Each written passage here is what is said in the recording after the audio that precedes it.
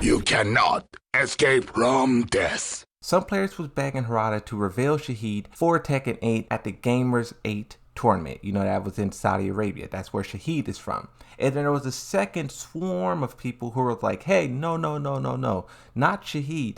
Give us a Pakistani character. And both of those two conversations was layered on top. We talked about that in the video, and I kind of gave my thoughts on it. I don't think they should give a character to any region for the specific reason that they're performing well in tournaments. And I won't repeat the same argument, but I think you're really limiting yourself when you make up this arbitrary rule that you're going to give characters to people who perform well in tournaments. Pakistan is the best region in the world. They're probably going to dominate Tekken 8. So if we created this rule that you get a character for winning Evo, Pakistan's going to have like 20 characters by the time Tekken 8's over. They're going to landslide everything, right? So that's my opinion. Let's talk about Harada's tweets because he kind of has a similar opinion. It starts off with someone who asks Harada, "Hi, I know you said don't ask me for shit, but I think I have an idea that would be great for everyone. Side note, this phrase from Harada is purely a joke. I see Tekken fans all the time getting so butthurt like, oh, Harada doesn't take questions. Harada is one of the most open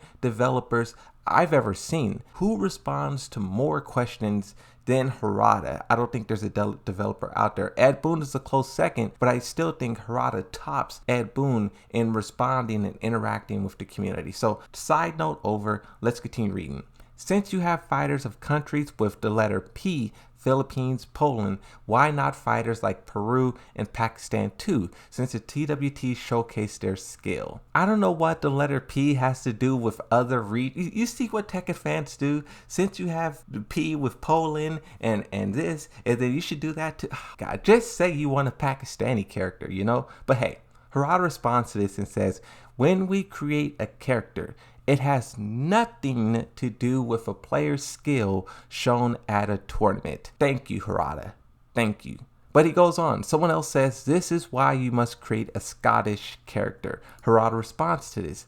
When we create a character from a particular country, we need a lot of time to learn about its cultures and values. In recent years, someone immediately says stereotype or cultural appropriation. So we have to be very careful, very, very careful. And there's another tweet here from Harada, but I want to talk about this because this is so true. I don't know how game developers makes all of these different characters from different regions and they don't get hit by the Twitter mob, because the Twitter mob, they love to latch onto stuff. I don't want to be a game developer because walking that line of trying to pay homage to a region and be truthful, faithful to that region, but also not come off as like a stereotype or something, it's a very thin margin. I respect them so much for trying to walk it. Another person says, how often does these cases do affect the sales of certain regions, countries, because someone's yelling stereotype or cultural appropriation? Sounds like a massive troll to me. I recall when people in my country got uppity about Josie and they don't even play Tekken. And this is very true. I talked about this in past videos, so I won't go super into detail. But when Josie was announced for Tekken 7 at first, you know, her first name is Josie, her last name is Razaza, I think I pronounced it right. In the real country of Philippines, there's a national hero, Jose Razaza.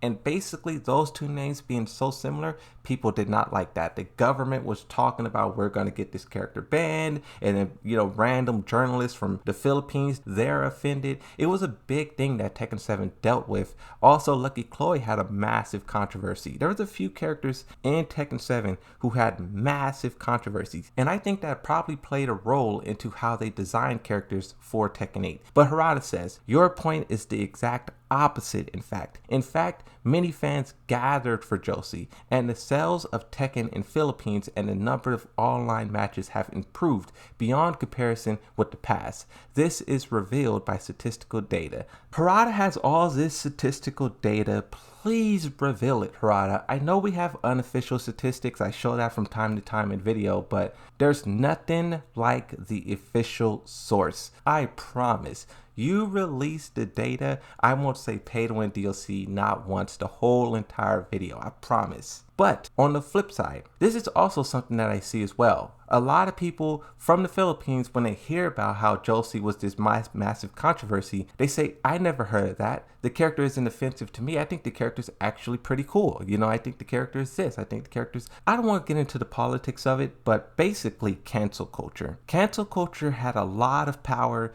back in like 17, 18, 19, but their power is waning. A lot of people are just ignoring them now. You're upset about whatever? Who cares? I'm going to continue doing what I'm doing because I know what I'm doing comes from a good place and I know people will love it at the end of the day. So the dynamic is kind of changing and I think it's for the better. You can't restrict people's creativity